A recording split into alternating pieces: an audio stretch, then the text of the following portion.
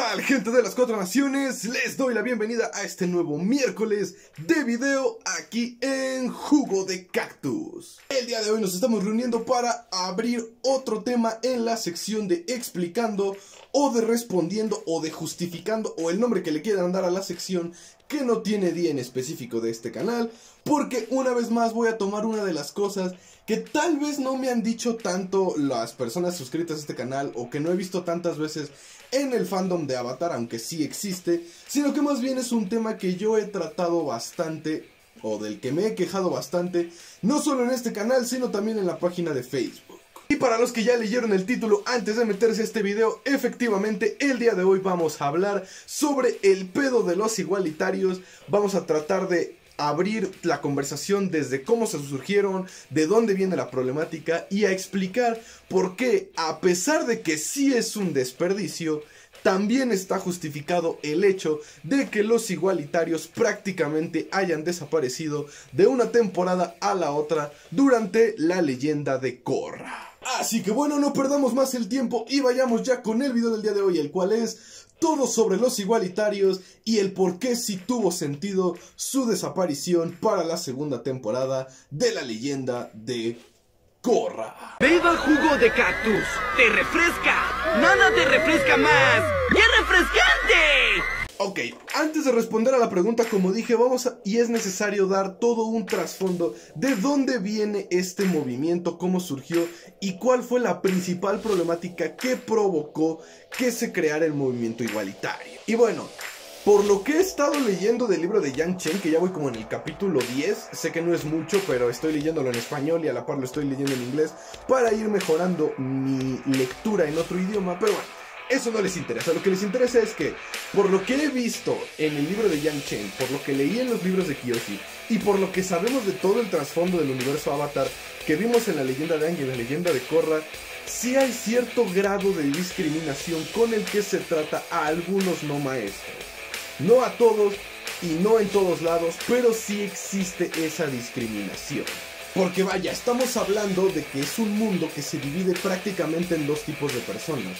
Aquellos que prácticamente son superhéroes, tienen superpoderes y pueden hacer lo que se les antoje con su elemento, y aquellos que no. Obviamente hay una enorme brecha que los separa, no tanto porque ellos quieran que esté ahí, sino porque se va creando, ¿cómo se le puede decir?, inconscientemente. Y es que el sentarse y decir simple y sencillamente que hay maestros que son malos y discriminan a los no maestros por ser inferiores es sobresimplificar demasiado las cosas. Un fenómeno social, ya sea positivo o negativo, no se da tan simple y sencillamente como de somos malos o somos culeros y por eso lo hacemos. Hay todo un trasfondo, y como dije, por lo que se ve en los libros de Yang Chen, o más o menos lo que he estado viendo, siempre se ha tenido esta consideración más hacia los maestros por las capacidades que ellos tienen. Son buenos en la mano de obra, sirven para hacer ciertas cosas, inclusive funcionan como constructores o como personas que se encargan de cuidar y de, ¿cómo se le puede decir?, atender a otros maestros. O sea, como que hay una, podría decirse, acuerdo social entre los maestros que ven la utilidad unos con otros, y a los no maestros no se les ve así. O sea, inconscientemente, y sí, obviamente hay maestros que son culeros, son considerados inferiores los no maestros. Pero esta no fue una problemática que logró crecer tanto por las situaciones de la guerra, el pedo de las reencarnaciones del Avatar, diferentes tipos de problemas. La neta, el desmadre entre maestros y no maestros que le dio origen a los igualitarios ocurrió hasta los tiempos de Aang, es decir, hasta los tiempos después de la guerra. Y es que esta es una situación que yo ya he tratado antes en este canal. Cuando estás en una época de guerra o en una época de gran devastación o como le quieran llamar, pareciera que las demás problemáticas pasan al segundo nivel y todo el mundo se unifica en un solo problema.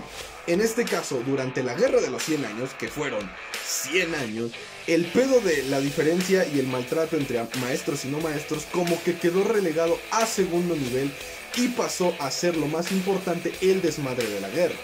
Entonces viene el fin de la guerra, la reunificación de las cuatro naciones, la paz, la armonía, el amor y la chingada, y se empiezan a ver esas enormes brechas.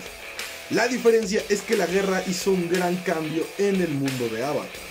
trajo tecnología, trajo herramientas, trajo progreso. En otras palabras, puso a los no maestros a la par de los maestros en muchas cuestiones. Y esta situación se ve reflejada en los cómics de La Brecha, cuando el equipo Avatar va a la fábrica de este güey que muchos piensan que es un antepasado de Hiroshi Sato, y le enseña que ya tiene una maquinaria que trata los elementos igual o hasta más eficientemente que un maestro. Y se ve ese salto entre los maestros y los no maestros, porque Aang, Katara y todos los demás están así como de, oye, güey, no puedes hacer eso, se está mal y le estás quitando el trabajo y la verga. Pero Sokka está muy impresionado y está muy feliz de que existan estas herramientas.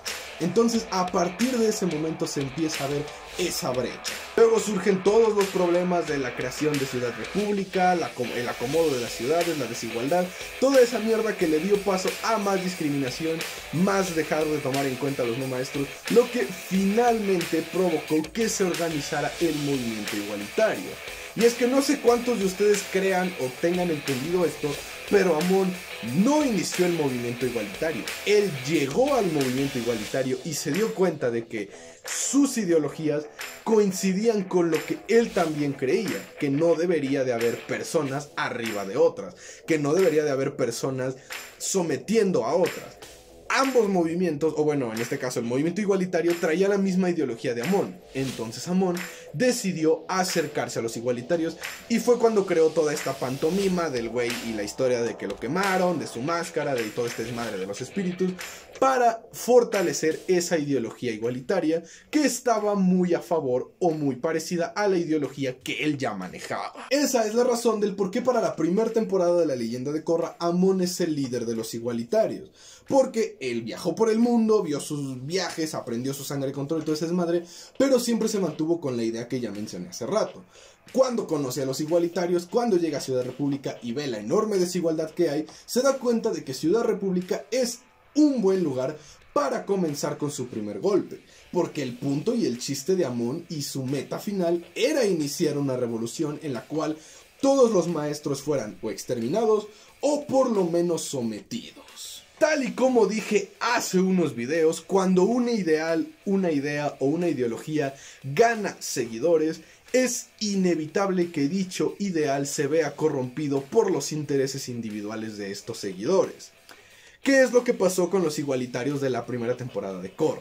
Si había unos que querían verdaderamente la igualdad entre maestros y no maestros, y había otros güeyes que lo único que querían era que los no maestros ahora fueran los dueños del látigo y los que azotaran a los maestros, como Hiroshi Sato. Lo que bueno llevó al triste desenlace de la caída de los igualitarios al final de la primera temporada. Pero entonces, si estoy diciendo, y el universo Avatar y todo el lore del Avatarverso nos ha gritado y nos ha dicho que esta desigualdad entre maestros y no maestros siempre estuvo ahí, siempre fue latente y que Amon la llevó al extremo de la explosión, ¿por qué con una simple derrota se borró por completo todo el movimiento igualitario? Bueno, ahí les va la respuesta que nos dieron en La Leyenda de Korra. Y ojo, esto lo estoy diciendo desde una perspectiva de alguien que nunca le gustó que se acabara en la primera temporada ni Amon ni el movimiento igualitario. O sea, me parece una pendejada, pero por lo menos una pendejada bien justificada. La sencilla respuesta es: el cuerpo perdió a la cabeza. Y no me refiero solamente a Amon. Amon era la parte mediática, Amon era la parte pública, era la parte, ¿cómo se le puede decir? Era la cara del movimiento igualitario. Nada más, o sea, se imponía, se atemorizaba y su factor miedo y su factor espiritista y esa madre que él traía, sí eran poderosos en el movimiento igualitario y sí debieron haber sido un gran detonante en el que muchos de sus seguidores, al ver que era un maestro agua, se sintieran engañados y se encantaran de esta ideología y se arrepintieran de ella. Amon sí fue un factor importante, pero al lado de Amon, o sea, al lado de la cabeza, el otro ojo, o la otra parte del cerebro de esta cabeza que era el cuerpo igualitario, estaba Hiroshi Sato. Hiroshi Sato no solamente puso el varo, puso los medios y puso las instalaciones para que se pudieran desarrollar todos los planes de los igualitarios. La enseñanza del bloqueo de chi, el manejo de las armas eléctricas, el movimiento de recursos e inclusive yo hasta me atrevería a decir la comunicación entre cuarteles, no solo de Ciudad República sino de las 4 naciones. Hiroshi Sato era el centro estratégico y técnico del movimiento igualitario. Y ese güey, al caer en desgracia, al caer en prisión, pero más importante aún, al dejar a su hija, una no maestra, del lado del Avatar, provocó una reacción en cadena que terminó por desmantelar el movimiento igualitario.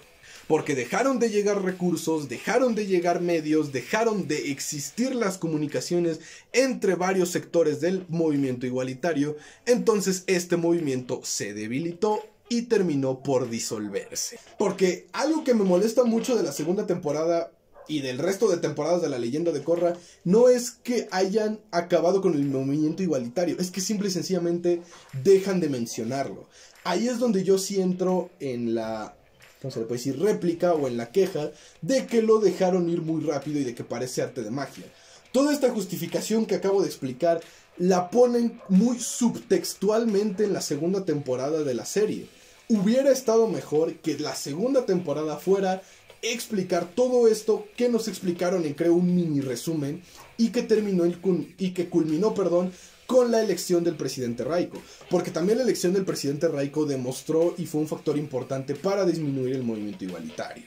O sea, en general, a mí para nada me gustó el enfoque que le dieron a la segunda temporada con el castrosísimo de Unalaq, pero entiendo que querían avanzar a otras cosas y que hicieron muchos cambios y que además, pues la huelga de guionistas que había comenzado en 2008 afectó un poquito a los creadores de Avatar, eso no lo voy a negar, y que también las presiones de Nickelodeon y todo eso provocaron que se hicieran cosas muy distintas a la que me imagino Michael y Brian tenían con la idea o con la serie de La Leyenda de Korra. Entonces, recapitulando y para llegar a la conclusión, definitivamente Amon no era todo el movimiento igualitario, pero sí era una de las partes más importantes.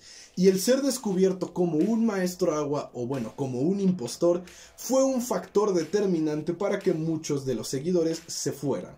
A esto sumado la desaparición, o bueno, el arresto de Hiroshi Sato, que quitó los recursos del movimiento, fue que hizo que se terminara de debilitar. Y el último clavo en el ataúd igualitario fue la elección del presidente Raiko y la disolución del Consejo de Maestros en Ciudad República. Prácticamente fue un movimiento político y mediático que les estaba diciendo: miren cabrones, ya nos está dirigiendo un no maestro. La ciudad no es maestrocentrista, al contrario, todos somos iguales, a huevo, vamos a poner nuestra banderita el 14 de junio. Personalmente, mi gente, yo siempre voy a pensar que hubiese sido 1000 veces mejor ver más de la caída del movimiento igualitario y de su impacto no solo en Ciudad República sino en las 4 naciones, que ver todo el desmadre aburridísimo del pendejo de Unalaq y sus mamadas espiritistas. La neta, pero esa es muy mera mi opinión. Y pues bueno, mi gente, hasta aquí sería el video del día de hoy. Espero les haya gustado, les haya entretenido. Ya saben que lo que se dijo aquí fue un 90% información subtextual no confirmada que aparece en las series y un 10% cosas ahora sí 100% efectivas, verídicas, sacadas del contenido original. Así que pueden estar en desacuerdo conmigo y pueden refutar lo que acabo de decir aquí en los comentarios, pero eso sí, siempre con orden y con respeto. Con esta me despido recordándoles que nos estaremos viendo el día de mañana con la destrucción, aplastamiento y evaporación del 11º episodio de La Leyenda de Aang, primera temporada, El Cañón de la Muerte. Va a estar divertido porque definitivamente es una mierda de episodio y va a estar chido, así que no se lo pierdan el día de mañana en Jueves de Análisis. El viernes nos estaremos viendo con una nueva teoría y el sábado con Sábados de Cine. Sin más que agregar, yo me despido recordándoles que se cuiden mucho, que la fuerza los acompañe y que la separación de las naciones es una ilusión. Somos un solo pueblo. Adiós.